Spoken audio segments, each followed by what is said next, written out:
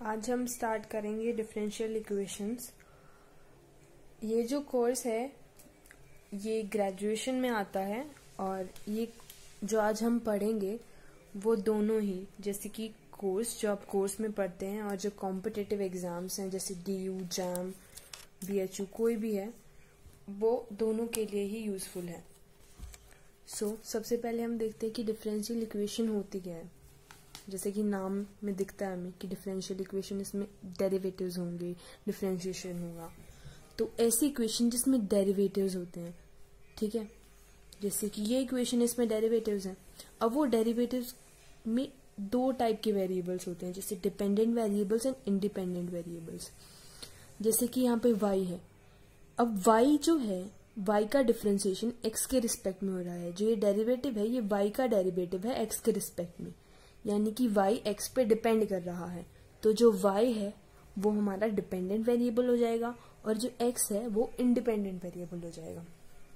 ऐसे ही यहाँ पे x इस इक्वेशन में, इस डिफरेंशियल इक्वेशन में x क्या हो जाएगा, डिपेंडेंट, एंड t इंडिपेंडेंट। अब यहाँ पे जैसे u है, अब इसमें u क्या हो जाएगा, इसमें u हो जाएगा डिपेंडेंट और v इंडिपेंडेंट। अब u तो w पे भी डिपेंड कर रहा है, इसका मतलब u डिपेंडेंट और w इंडिपेंडेंट। ऐसे ही t डिपेंडेंट और x y z इंडिपेंडेंट। अब हम देखेंगे कि इसमें और इसमें फर्क है, चाहे नोटेशन से और भी फर्क है। ऐसी जो इक्वेशंस होती हैं उन्हें बोलते हैं हम ऑर्डिनरी डिफरेंशियल इक्वेशंस। ऐसी इक्वेशंस को बोलते हैं पार्शियल डिफरेंशियल इक्वेशन।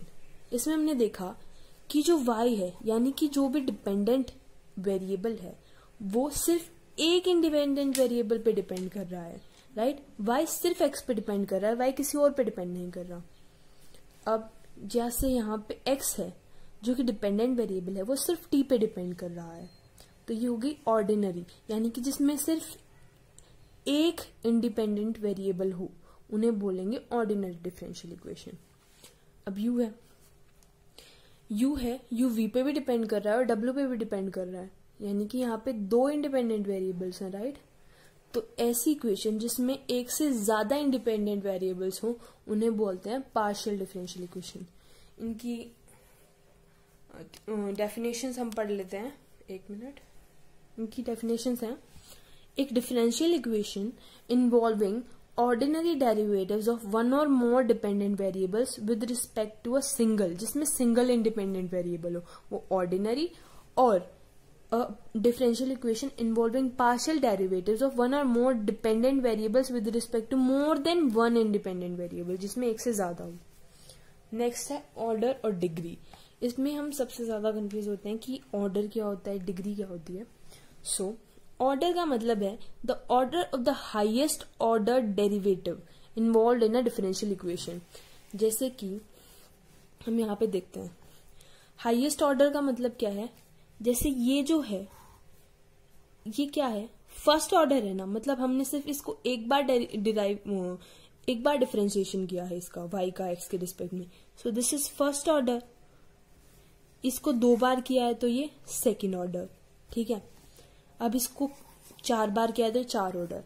अब ये बोल रहा है ऑर्डर का मतलब the order of the highest order derivative, यानी कि ये जो एक डिफरेंशियल इक्वेशन है उसमें जो हाईएस्ट ऑर्डर है ना, जिस किसी का भी हाईएस्ट ऑर्डर है ना, वो ही उस डिफरेंशियल इक्वेशन का ऑर्डर हो जाएगा। जिसमें जैसे इसका ऑर्डर 1 है, इसका 2 है, तो हाईएस्ट कौन सा है, 2, यानी कि इस डिफरेंशियल इक्वेशन का ऑर्डर क्या हो जाएगा, 2 हो जाएगा, ठीक है। अब ऑर्डर दोनों ही में ही होता है, ऑर्डिनरी में भी होता है, पार्शियल में भी होता है। अब इसका जैसे 3 है, इसका 4 है, तो 4 है ना, इसका मतलब इसका ऑर्डर हो जाएगा 4। इसका ऑर्डर क्या हो जाएगा, इसका भी 1 है, इसका भी 1 है, तो इसका 1 ऑर्डर, राइट। अब इसका क्या है, सबका 2 है, तो यानी कि इसका ऑर्डर क्या हो जाएगा, 2।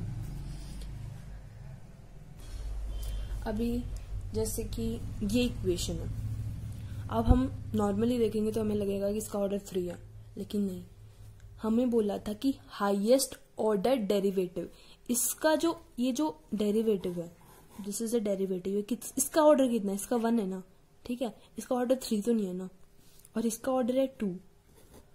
ये तो डेरिवेटिव का क्यूब किया है इन्होंने, लेकिन ऑर्डर तो इसका 1 है, और इसका ऑर्डर कितना है 2, यानी कि इस इक्वेशन का ऑर्डर कितना हो जाएगा 2. This is not order. इसके बारे में हम आगे बात करेंगे. अब देखते हैं डिग्री. डिग्री होती है power of highest order derivative, यानी कि जो भी पूरी इक्वेशन में जिस भी डेरिवेटिव का ऑर्डर हाईएस्ट होगा उसकी जो भी डिग्री होगी उसको हम बोलेंगे degree of the differential equation.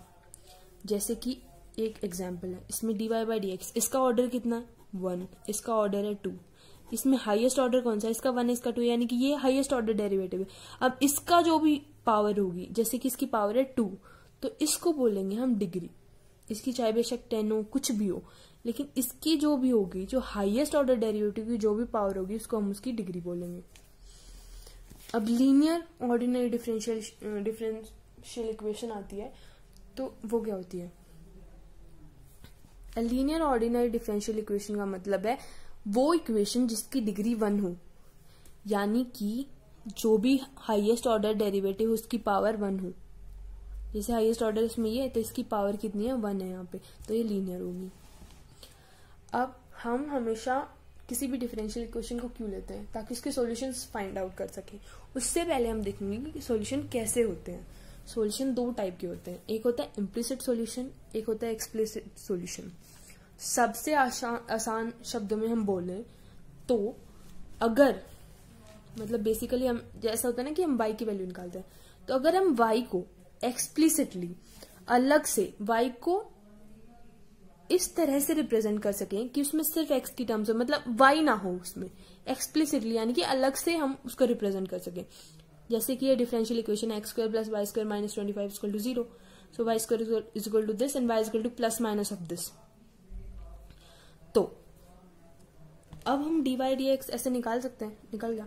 तो एक्सप्लिसिटली आया ना, इसमें y की टर्म्स तो नहीं है ना, तो इसको बोलते हैं एक्सप्लिसिट सॉल्यूशन. अब देखते हैं इम्प्लिसिट सॉल्यूशन कैसा होता है.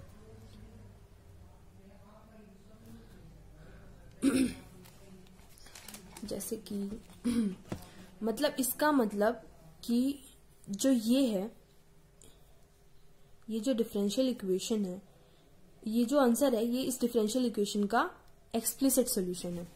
अब हम इम्प्लिसिट सॉल्यूशंस की तरफ जाते हैं. जैसे कि ये एग्जांपल है x² + y² + 25. अब हम नेक्स्ट एग्जांपल देखते हैं. जैसे कि हमारे पास ये डिफरेंशियल इक्वेशन है और इसका ये सॉल्यूशन आया हुआ है. अभी हमें ये देखना है कि ये एक्सप्लिसिट सॉल्यूशन है या इम्प्लिसिट सॉल्यूशन. सो x² + y², सॉल्यूशंस एक्सप्लिसिट और इम्प्लिसिट होते हैं. ठीक है, तो अभी हम ये क्या, ठीक है. सो y² की वैल्यू क्या आ रही है, -x² - 25. तो y का अगर अंडर रूट करेंगे तो ऑब्वियसली दोनों माइनस है, तो इसका मतलब हमारे पास कॉम्प्लेक्स आएगा. सो y को हम इस तरह से रिप्रेजेंट नहीं कर सकते, वी कांट रिप्रेजेंट इट.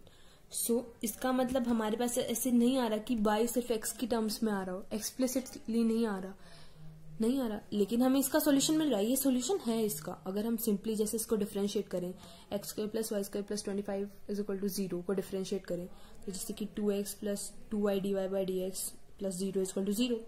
इसका मतलब dy बाई dx किसके बराबर आ रहा है, -x/y के ना. ठीक है, अब इस डिफरेंशियल इक्वेशन इसमें इसकी वैल्यू डालेंगे तो x + y × -x/y = 0. इसका मतलब ये सॉल्यूशन तो है, लेकिन हम y को अलग से ऐसे रिप्रेजेंट नहीं कर पाए, तो ये एक्सप्लिसिट सॉल्यूशन नहीं है, एक इम्प्लिसिट सॉल्यूशन है. नेक्स्ट हम देखते हैं कैसे भी नॉर्मली हम जब सॉल्यूशंस निकालते हैं, कोई एक सिंपल, सबसे सिंपलेस्ट हम देखते हैं. dy by dx = 2x. ये एक डिफरेंशियल इक्वेशन है, इसका सॉल्यूशन कैसे निकालते हैं. और ऐसा जो होता है इसको बोलते हैं हम इनिशियल वैल्यू प्रॉब्लम्स, यानी कि हमें इसकी इनिशियल या फिर बाउंड्री वैल्यूज दी होती हैं जिससे हम कांस्टेंट निकाल सकते हैं. ठीक है, जब एक दी हो, ठीक है. सो अभी हम इंटीग्रेट करेंगे. सो dy बाई dx को इंटीग्रेट करेंगे. Obviously y is the dependent and x is the independent one. So x जो इंडिपेंडेंट होता है उसके रिस्पेक्ट में ही डिफरेंशिएशन और उसके रिस्पेक्ट में ही इंटीग्रेशन होता है. So integrating with respect to x. So y is equal to 2x² by 2 plus c. fx क्या होता है, y होता है, y is equal to fx, right? So y is equal to x² plus c. अभी अगर हमारे पास ये initial value नहीं होती तो हम यहीं तक छोड़ देते। अभी हमें इसके पास वैल्यू है तो हम रख देंगे। तो ये क्या होता है, F of X is equal to Y, right. इसका मतलब X is equal to 1 and Y is equal to 4। So F of 1 इसका मतलब 4 is equal to 1 plus C. So 1 plus C equal to 4, C equal to 3। तो सी की value यहाँ रख देंगे, तो यानी कि Y equal to X square plus 3 आ जाएगा हमारे पास। सो this is the basic of differential equations. In the next video we will learn about different type of solutions. So if you like the video, please like, comment and share.